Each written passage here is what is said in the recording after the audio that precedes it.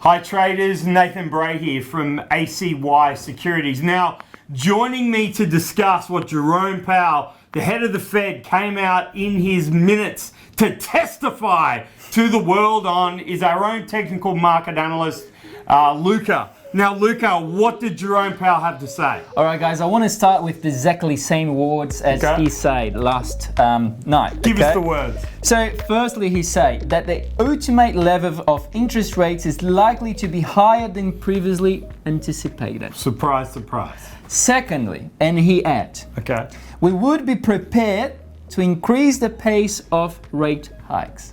That means they are ready to go for 50 base points. That means as well, market is already 70% anticipating 50 base points. So if you're still thinking 25 base points is enough, it's not anymore. It's not working. Because we have this sticky inflation, all right? We have sticking around. NFP, January, came all the way unexpected. It came so much stronger than it was expected that they even didn't know what to do. All right, and then we had like a little seasonally adjusted, but it's still very, very strong.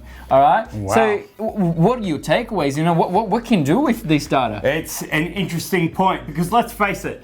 Why are we trusting people that said there won't be any inflation, or if there is, it'll be transitory, to now find out they were completely wrong? And not only is it extremely strong, but it's sticking around for longer. Now, why would you look at what they have to say as a way to solve the problem that they said didn't exist, Luca? To me, these are the real concerns. However, let's keep it technical. So if we're looking at the technicals, I'm looking at the fact that over the last couple of months, we've been pointing out key levels of the US dollar strength to return to the market. Now, so far we've been right, and we look at the daily, it's putting in higher tops and bottoms. Okay, so shorting opportunities, which we've been pointing out at the euro dollar and the pound dollar and the New Zealand dollar, for that matter, have all come into play. Now, what I'll be concerned about, Luca, is we've got NFP data we do. coming out late Friday night Sydney time, early Saturday morning. Now, what's your take on this NFP data? They're predicting a slight reduction down around 200,000. What are you seeing? All right, that's very good, Nathan. And I think the market, not only us, the market is expecting to be a bit higher. Basically, if you look at all the websites, you know, it doesn't matter if it's investing.com or if it's, it doesn't matter. You can look at any website. They're going to be saying around 200 to 220,000. This is the consensus of the market. This is the expectation. But I think, that's my personal take here, we can have something around 300 to 350,000. This means that it's going to be very, very positive for US dollar, right? And then very negative for stocks potentially. Exactly. That's it. That's my takeaway. Thank you. And that being said, when I look at what you're saying there, you say there's a sticky inflation problem.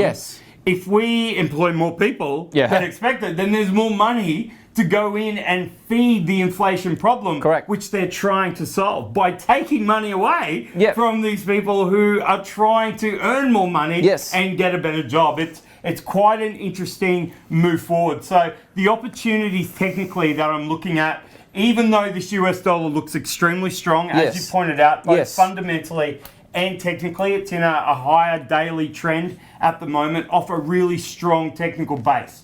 So the levels I'm looking at is I'm looking at this US dollar index running into a headwind up around this 105.69, which is a major weekly resistance level. So if the data comes out below expectation, we may see that 105.69 US dollar index resistance come into play. Is there anything else technically that you're seeing?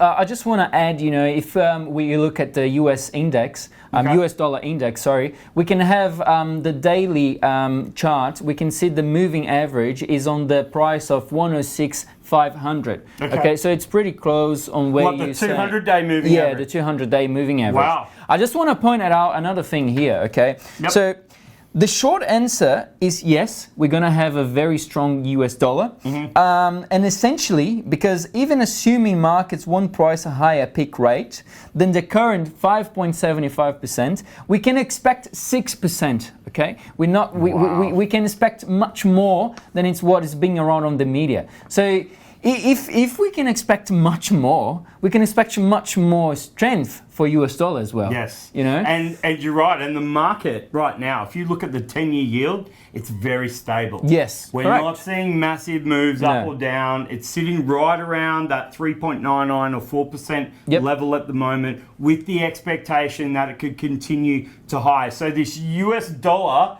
is looking stable, and the other components around this US dollar are looking stable. So therefore, we're making sure that this weekly resistance and the 200-day moving average as a headwind, we take that into consideration if we're in current long positions or looking to get in those. Well, it's been a pleasure talking with you, Luca. My pleasure. And good luck with your trading, everybody. All right, guys.